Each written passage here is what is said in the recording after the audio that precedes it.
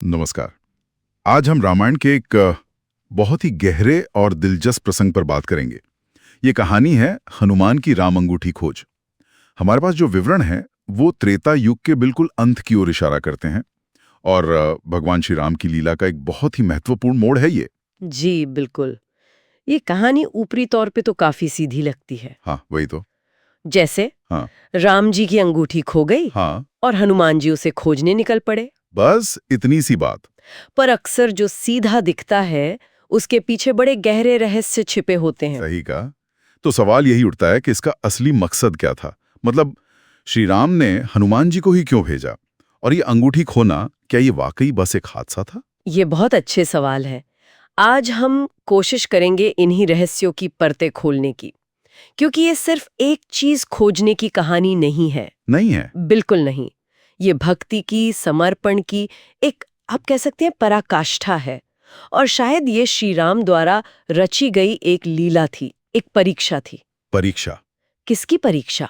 हनुमान जी की भक्ति की, उनके अटूट विश्वास की। और परीक्षक कौन? स्वयं श्री राम। अच्छा, तो कहानी कहाँ से शुरू होती है? अयोध्या से। हाँ। कहानी अयोध्या से ही शुरू होती है। श्री राम हनुमान जी को अपने पास बुलाते हैं और बड़े सहज भाव से कहते हैं कि उनकी प्रिय अंगूठी वो कहीं पृथ्वी में समा गई है, गिर गई है, और हनुमान को उसे तुरंत खोज कर लाना है। और हनुमान जी, उन्होंने कोई सवाल नहीं पूछा कि कहाँ गिरी, कैसे गिरी? नहीं, यही तो हनुमान जी की महानता है, उनकी निष्ठा देखिए। उन्होंने बस इतना कहा, जो आज्ञा प्रभु, और तुरंत निकल पड़े। कोई तर्क नहीं, कोई सवाल नहीं, बस आज्ञा का पालन। कमाल है, ये समर्पण ही अद्भुत है। हाँ, और यहाँ ये बात भी समझनी जरूरी है कि ये कोई मामूली अंगूठी नहीं थी, सिर्फ सोना या रत्न जड़ी हुई कोई चीज नहीं। अच्छा, तो क्या खास था उसमें? श्री राम के लिए, और यूं समझिए कि पूरी सृष्टि के विधान के लिए, वो अंगूठी काल का प्रतीक थी, समय के चक्र का। काल का प्रतीक मतलब टाइम? हाँ बिल्कुल, समय का चक्र, युगों का बदलना। तो हनुमान जी को भेजना सिर्फ एक काम सौंपना नहीं था। तो फिर क्या था? ये एक गहरा आध्यात्मिक सत्य उजागर करने का जरिया था, और जैसा मैंने कहा, भक्त के समर्पण की एक अनूठी परीक्षा भी थी। ये देखना था कि भक्त बिना सवाल किए प्रभु की इच्छा को कहाँ तक समझ पाता है और उसका पालन करता है। तो हनुमान जी निकल पड़े। कहाँ गए वो? पृथ्वी के भीतर? जी हाँ, अपने योग सामर्थ्य से, अपनी सूक्ष्म रूप धारण करने की शक्ति से वो पृथ्वी के गर्भ में उतर गए, पाताल लोक की तरफ। बिल्कुल, एक के बाद एक सप्त पाताल लोकों को पार करते हुए अतल, वितल, सुतल, तलातल, महातल, रसातल। इतने सारे लोक, और वहां क्या मिला उन्हें? हर लोक में उन्हें कई तरह की आत्माएं मिली, सिद्ध ऋषि मिले, गंधर्व मिले, पर अंगूठी, अंगूठी कहीं नहीं मिली। कहीं भी नहीं? नहीं। वो खोजते रहे, आगे बढ़ते रहे, और आखिरकार वो पहुंचे सबसे निचले लोक, नागलोक में। नागलोक? वहां क्या हुआ? नागलोक में उन्होंने एक वट वृक्ष देखा, बहुत विशाल, और उसके नीचे एक अत्यंत तेजस्वी योगी ध्यान में लीन थे। योगी कौन थे वो? वो थे काल ऋषि, समय के ज्ञाता। उनका तेज अद्भुत था। हनुमान जी ने उन्हें प्रणाम किया। काल ऋषि ने आंखें खोलीं और मुस्कुरा कर कहा कि वे जानते हैं कि हनुमान वहां क्यों आए हैं। वो जानते थे पहले से? हाँ, वो काल के ज्ञाता थे, उन्हें पता था। उन्होंने हनुमान जी से कहा कि जिस वस्तु की उन्हें तलाश है वो उस वट वृक्ष की जड़ों में मिलेगी। उन्होंने इशारा किया कि जड़ों में झांक कर देखो। और हनुमान जी ने देखा? हाँ, उन्होंने झुककर वृक्ष की जड़ों में झांका, और जो उन्होंने देखा वो देखकर वो स्तब्ध रह गए, हैरान रह गए। ऐसा क्या देख लिया उन्होंने? अंगूठी मिल गई? अंगूठी तो मिली, पर एक नहीं। एक नहीं तो वहां लाखों अंगूठियां पड़ी थी, एक विशाल ढेर था अंगूठियों का। और सबसे आश्चर्य की बात यह कि वो सारी की सारी अंगूठियां बिल्कुल श्री राम की अंगूठी जैसी थी। हूबहू। लाखों अंगूठियां, सब एक जैसी। ये कैसे हो सकता है? इसका क्या मतलब हुआ फिर? हनुमान जी तो और उलझन में पड़ गए होंगे। बिल्कुल, ये तो किसी के भी होश उड़ाने के लिए काफी था। वो चकित थे। यही तो रहस्य का केंद्र बिंदु है। तो फिर ऋषि ने कुछ समझाया होगा? जी, काल ऋषि ने हनुमान जी की हैरानी को समझा। उन्होंने मुस्कुराते हुए समझाया। उन्होंने कहा, पवन पुत्र, हैरान मत हो। हाँ। देखो, समय का चक्र अनंत है। हर कल्प में, हर युग में राम अवतार लेते हैं। हर युग में? हाँ, वो अपनी लीला रचते हैं, पृथ्वी पर अपना कार्य करते हैं, और हर बार उस लीला के अंत में उनकी एक अंगूठी इसी तरह पृथ्वी में गिर जाती है। हर बार? हर बार, और हर बार एक हनुमान उसे खोजने के लिए यहाँ आता है। ये चक्र ऐसे ही चलता रहता है अनंत काल से। ओहो, मतलब ये अंगूठी गिरना, ये हनुमान का आना, ये सब बार बार होता है? जी हाँ, ऋषि ने बताया कि राम की लीला शाश्वत है, वो हर युग में नए रूप में प्रकट होती है। और हनुमान की भक्ति, उनका सेवा भाव, वो भी उतना ही शाश्वत, उतना ही अमर है। ये एक अनंत प्रवाह है। ये सुनकर तो हनुमान जी को क्या समझ आया होगा?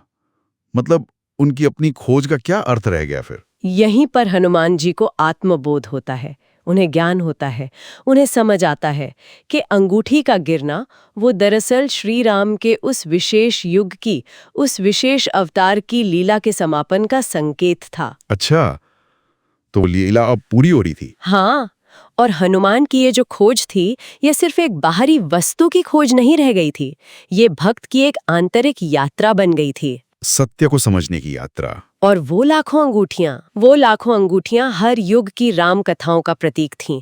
हर अंगूठी एक पूरी राम कहानी, एक पूरा युग समेटे हुए थी। वो इस बात का प्रमाण थी कि राम सिर्फ एक शरीर नहीं है जो आता है और चला जाता है। तो राम क्या है? राम वो शाश्वत चेतना है, हम्म। वो तत्व है जो हर युग में मौजूद रहते हैं। और हनुमान भी सिर्फ एक भक्त नहीं, बल्कि उस शाश्वत सेवा भाव के प्रतीक हैं।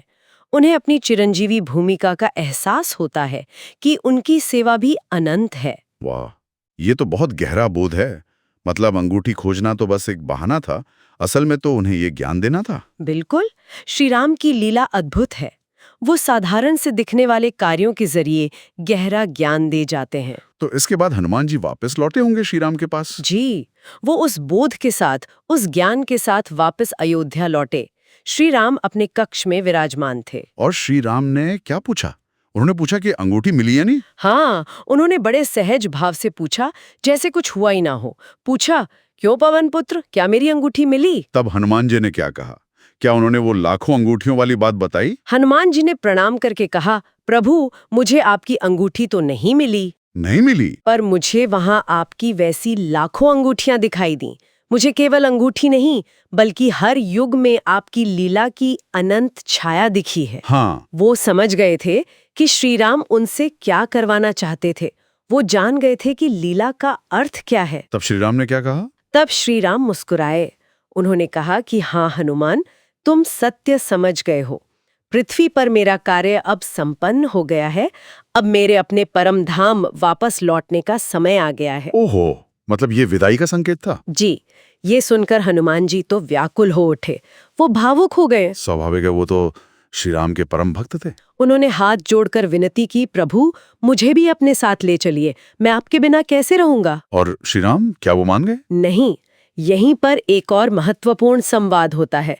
श्री राम उन्हें रोकते हैं। रोकते हैं? क्यों? वो कहते हैं, नहीं हनुमान, तुम्हें यहीं पृथ्वी पर ही रहना होगा। यहीं रहना होगा? पर क्यों? श्री राम ने कारण बताया। उन्होंने कहा, जब तक इस संसार में कोई भी एक व्यक्ति राम नाम का स्मरण करेगा, जब तक कहीं भी राम कथा होगी, तुम्हें वहां उपस्थित होना होगा, तुम्हें उनकी सहायता करनी होगी। तुम चिरंजीवी हो, तुम्हारा कार्य अभी समाप्त नहीं हुआ है। चिरंजीवी? हाँ, हनुमान जी तो सप्त चिरंजीवियों में से एक हैं। बिल्कुल। और श्री राम का ये वचन इसी चिरंजीवी भूमिका को स्थापित करता है। ये संवाद असल में नाम और रूप के बीच का अंतर स्पष्ट करता है। हाँ, नाम और रूप, इसका क्या मतलब है? रूप यानी भौतिक शरीर जो नश्वर है, जिसे श्री राम का वो अवतारी शरीर, और नाम यानी वो शाश्वत तत्व, वो चेतना, वो सिद्धांत जो अमर है। श्री राम का जाना वो रूप से वापस नाम में विलीन होना था, पर नाम तो हमेशा रहेगा। अच्छा, तो राम नाम के रूप में हमेशा मौजूद हैं। हाँ, और जहाँ राम का नाम है, वहाँ हनुमान सेवा के लिए मौजूद हैं। यही उनका चिरंजीवी कर्तव्य है। ये तो अद्भुत व्याख्या है। तो ये पूरी कहानी, ये अंगूठी की खोज, ये हमें क्या सिखाती है? आज के संदर्भ में इसका क्या महत्व हो सकता है? देखिए, ये कथा हमें बहुत कुछ सिखाती है। एक स्तर पर तो ये है कि हम सब भी शायद अपनी अपनी कोई अंगूठी खोज रहे हैं जीवन में। अपने अंगूठी? जैसे? हाँ, जैसे कोई सत्ता खोज रहा है, कोई धन, कोई सुख, कोई प्रसिद्धि, या शायद कोई ईश्वर का साक्षात दर्शन ही खोज रहा हो।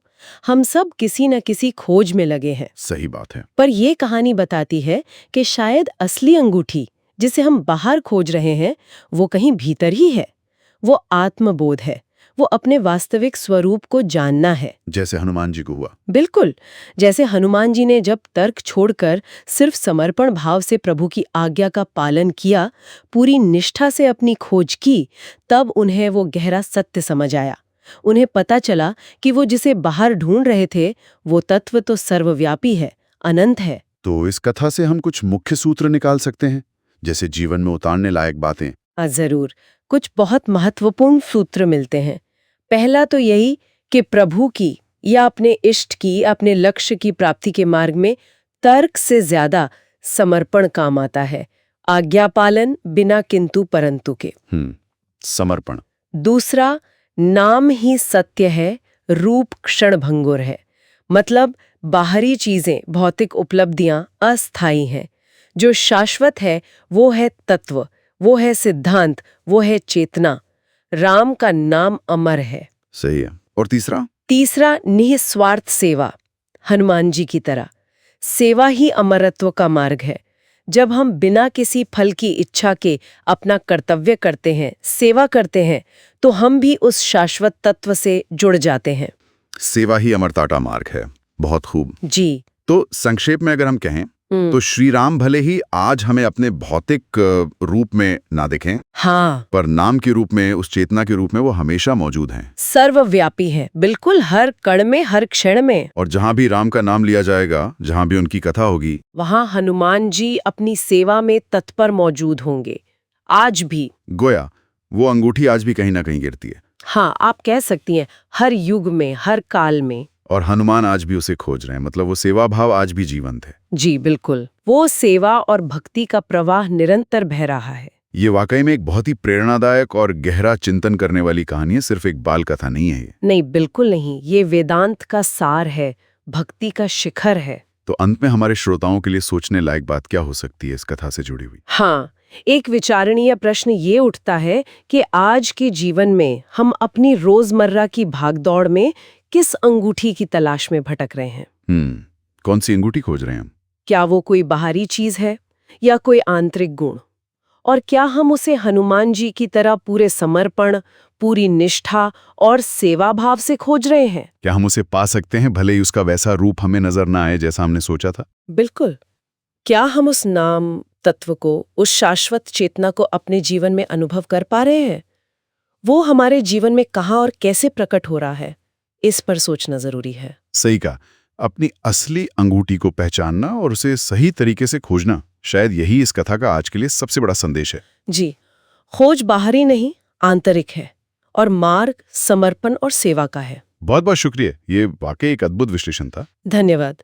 मुझे भी इस चर्चा में बहुत आनंद आया।